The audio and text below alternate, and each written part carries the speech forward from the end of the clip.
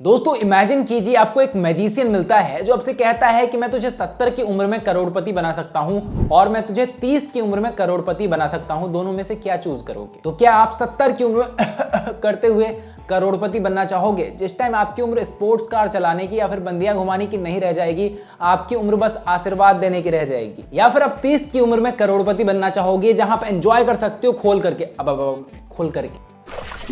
मैं तो कुछ और ही समझ रहा था। आज के इस वीडियो में हम आपको बताने वाले हैं the millionaire fast lane book की समरी, जिसमें ऑथर बताते हैं कि कैसे आप बहुत ही ज्यादा फास्ट तरीके से अमीर बन सकते हो, कैसे आप बहुत ही ज्यादा फास्ट तरीके से करोड़पति बन सकते हो। सबसे पहले ऑथर हमें बताते हैं the get rich slow strategy is flawed. यहाँ ऑथर रिच बनने की ट्रेडिशनल स्ट्रैटेजी के बारे में बात करते हैं, जहां टाइम को वेल्थ बिल्डिंग में सबसे इंपॉर्टेंट माना जाता है। यानी बहुत से लोग ट्रेडिशनल स्ट्रैटेजी यानी स्लो रिच होने पर बिलीव करते हैं कि आप अपने इन्वेस्टमेंट्स को टाइम दो, धीरे धीरे टाइम के साथ आपके इन्वेस्टमेंट्स ग्रो होते हैं और जब आप 60-70s में जाते हो तो आप करोड़पति बन जाते हो। इस पर ऑथर डिमार्को कहते हैं कि वेल्थ क्रिएशन के लिए टाइम ही सबसे इंपॉर्टेंट नहीं होता है, इसके अलावा दो इंपॉर्टेंट फैक्टर्स और होते हैं। पहला है अमाउंट ऑफ मनी जो आप अर्न करते हो और दूसरा है rate of return on your investments. Author कहते हैं कि जब आप गेट रिच स्लो स्ट्रैटेजी से रिच बनते हो तो आप अपने लाइफ को सेक्रीफाइस करते हो, उसके साथ साथ आप तत्काल की खुशी को मारकर बाद की खुशी को अचीव करने की कोशिश करते हो। गेट रिच स्लो स्ट्रैटेजी में कहा जाता है कि आप अपने पैसे को सेव करते रहो, एंजॉय मत करो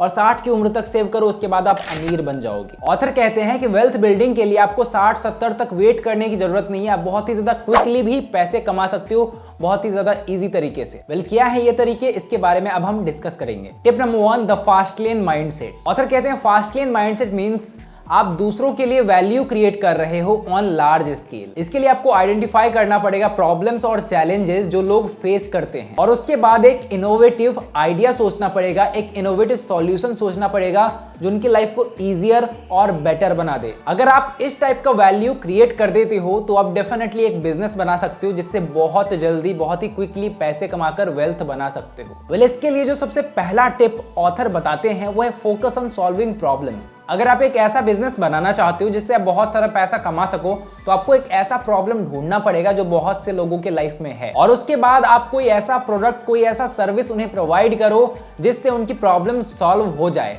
और डेफिनेटली जब ये हो जाएगा वो तुरंत आपको पैसे देने के लिए तैयार हो जाएंगे। उसके बाद सेकंड टिप है embrace risk and uncertainty. Author कहते हैं कि अगर आप ऐसे बिजनेस से पैसा कमाना चाहते हो तो डेफिनेटली आपको रिस्क लेना पड़ेगा। अब रिस्क लेने का मतलब ये नहीं कि आपको पहाड़ पर से कूदना पड़ेगा, नहीं, आपको बिजनेस करने का जिगड़ा लाना पड़ेगा। थर्ड टिप है think big and act fast. Author कहते हैं कि सोच आपकी बड़ी होनी चाहिए और एक्ट फास्ट करो, यानी आपने प्रॉब्लम्स को आइडेंटिफाई कर लिया लेकिन साल 2 साल आपने उस पर कोई सॉल्यूशन नहीं लाया तो ऑटोमेटिक कोई ना कोई इंसान आ जाएगा जो उस प्रॉब्लम को सॉल्व कर देगा। आपको एक्ट फास्ट करना पड़ेगा, तभी आप उस प्रॉब्लम से बिजनेस बना सकते हो। एग्जाम्पल के लिए ब्रियन चेस्की जो कि को फाउंडर और सीईओ हैं एयरबीएनबी के। ब्रियन चेस्की ने देखा कि होटल्स काफी एक्सपेंसिव हैं एंड जो ट्रैवलर्स हैं उनके लिए कोई अफोर्डेबल ऑप्शंस नहीं है, जिस वजह से या तो उन्हें बहुत ज्यादा पैसे देकर होटल्स में ठहरना पड़ता है या फिर वो ऐसे ऐसे जगहों पे रहते हैं जहां कोई रहना नहीं चाहता। तो उन्होंने एक कंपनी बनाई जो लोगों को ऐसे प्लेसेस फाइंड करवाता है जो कि काफी अफोर्डेबल है और काफी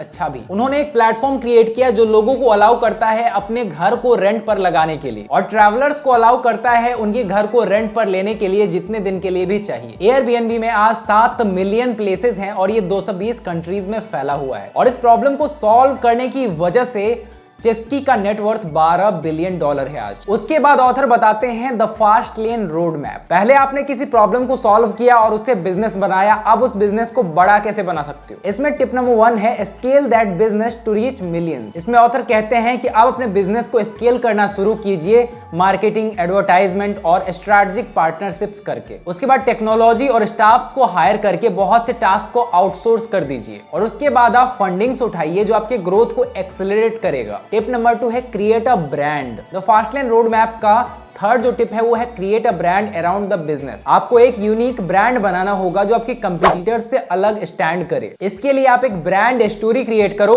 जो कस्टमर्स को कनेक्ट करे इमोशनल लेवल पर। अब इसका सबसे बड़ा एग्जांपल है अलख पांडे यानी फिजिक्स वाला। उन्होंने सबसे पहले मार्केट के नीड को समझा, एजुकेशन काफी ज्यादा कॉस्टली थी, उसे बहुत ज्यादा अफोर्डेबल बनाया, फिर इसको स्केल किया, मिलियंस ऑफ लोगों के बीच पहुंचे थ्रू यूट्यूब और सोशल मीडिया। प्रोडक्ट तैयार था, ब्रांड बन चुका था, मिलियंस ऑफ लोगों के बीच पहुंच चुके थे।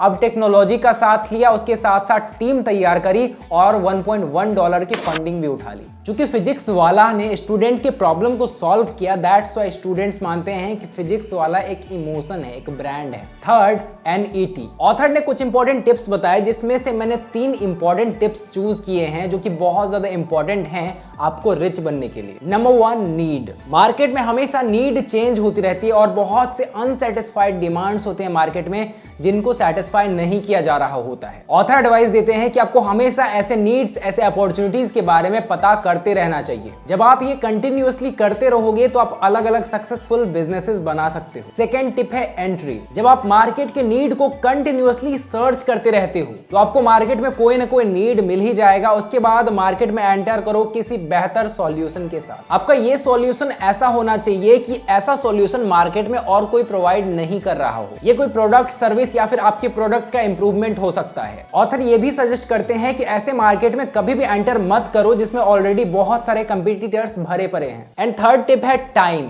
ऑथर कहते हैं कि वेल्थ क्रिएशन में टाइम बहुत ज्यादा इंपॉर्टेंट है। आपको फोकस करना है हाई लेवरेज एक्टिविटीज पर जो आपको हाईएस्ट रिटर्न्स दे सके, और ऐसे हार्ड टास्क जो मैक्सिमम टाइम कंज्यूम करते हैं उसको या तो एम्प्लॉयज को रेफर कर दो या फिर टेक्नोलॉजी के थ्रू करो, स्मार्ट वर्क के थ्रू करो। अब जितना ज्यादा लो लेवरेज एक्टिविटीज पर टाइम वेस्ट करोगे उतना ज्यादा आपके बिजनेस का ग्रोथ कम होगा। उसके बाद चौथा पॉइंट है wealth maintenance. Wealth building process में वेल्थ मेंटेनेंस एक बहुत ज्यादा इंपॉर्टेंट पार्ट है। अगर आप वेल्थ क्रिएट करते हो तो उसको मेंटेन भी करना पड़ेगा, वरना वो वेल्थ टेम्पररी बन जाएगा। तो इसके लिए ऑथर ने सबसे पहला टिप दिया है अवॉइड डेट। डेट एक बहुत बड़े पत्थर की तरह है जो अगर आप पर गिरता है तो आपके फाइनेंशियल फ्रीडम और वेल्थ क्रिएशन एबिलिटी को खत्म कर सकता है। ऑथर कहते हैं consumer debt, mortgage debt, credit card debt, हर टाइप के डेट से आपको बचकर रहना चाहिए और इसके लिए डेफिनेटली आपको अपने ओवर स्पेंडिंग हैबिट को खत्म करना पड़ेगा। सेकंड टिप है डाइवर्सिफाई इन्वेस्टमेंट। ऑथर कहते हैं कभी भी एक जगह पर टोटल इन्वेस्टमेंट मत करो। अपने इन्वेस्टमेंट को स्टॉक, बॉन्ड, रियल एस्टेट, इन सब चीजों में डाइवर्सिफाई कर दो। कहावत है कभी भी सारे अंडे को एक टोकरी में नहीं रखना चाहिए, क्योंकि अगर टोकरी उलट गई तो सारे अंडे एक साथ फूट जाएंगे। थर्ड है मैनेज रिस्क। अपने इन्वेस्टमेंट्स में रिस्क को कैसे आप रिड्यूस कर सकते हो आपको ये देखते रहना चाहिए। फॉर एग्जाम्पल, अगर आपको स्टॉक मार्केट में लॉस हो रहा है तो दूसरी तरफ रियल एस्टेट में इन्वेस्ट करना आपके पोर्टफोलियो को मैनेज कर सकता है। उसके बाद है अवॉइड लाइफस्टाइल इन्फ्लेशन। हमारी इनकम जैसे जैसे बढ़ती है हम अपने लाइफस्टाइल को भी उसी हिसाब से इंक्रीज करते जाते हैं, बढ़ाते जाते हैं। कई बार लोगों के इनकम के हिसाब से ही उनकी लाइफस्टाइल इन्फ्लेशन होती है, जिस वजह से वो सेविंग्स नहीं कर पाते। ऑथर कहते हैं कि अगर आपका इनकम बढ़ता है तो भी अपने लाइफस्टाइल को पुराने लाइफस्टाइल की तरह ही मेंटेन करो, एटलीस्ट कुछ सालों तक। एक रियल लाइफ एग्जांपल बताता हूं कैसे वेल्थ मेंटेनेंस ना करने की वजह से आप अपने सारे पैसे गवा सकते हो। अब्राहम शेक्सपियर जो कि एक ट्रक ड्राइवर था फ्लोरिडा में, उसने $30 मिलियन की लॉटरी जीती 2006 में। उसने अपने पैसे को वाइजली इन्वेस्ट नहीं किया और बहुत सारे पैसे अपने फ्रेंड्स, फैमिली, रिलेटिव्स को दिया। उसके अलावा बहुत ही पुअर इन्वेस्टमेंट डिसीजंस लिए। उसके बाद उसकी लाइफ में एक लड़की आई, डीडी मोर नाम की, आई डोंट नो इस नाम को प्रोनाउंस कैसे करते हैं। उसने धोखे से इसके मेजरली जो एसेट्स थे इसे साइन करके खुद के नाम करवा लिए। उसके बाद वो लेविश लाइफस्टाइल, लग्जरी होम्स में रहने लगी। जब इसको शक हुआ इस बात का कि भाई साहब इसने मुझे लूट लिया है, तब उस लड़की ने एक कॉन्ट्रैक्ट किलर को पैसे दिए और इसको मरवा दिया। जब 2010 में शेक्सपियर की बॉडी मिली तो डेफिनेटली उसके सारे पैसे चोरी कर लिए गए थे। वेल, एक एग्जांपल है कि कैसे वेल्थ मेंटेनेंस बहुत ज्यादा जरूरी है हमारे लिए। तो दोस्तों, आई होप आपको वीडियो पसंद आई है तो फटाक से एक लाइक कर दें, क्योंकि आपके भाई का चैनल है एंड ऑल्सो आपके भाई का पावर दोगुना हो जाता है जब आप एक लाइक करते हो। तो ऐसे ही फाइनेंशियल नॉलेज वाले वीडियोस देखना चाहते हो तो इस चैनल को सब्सक्राइब करके बेल आइकन दबा लो। Thanks for watching guys, love you all and also share कर दो इस वीडियो।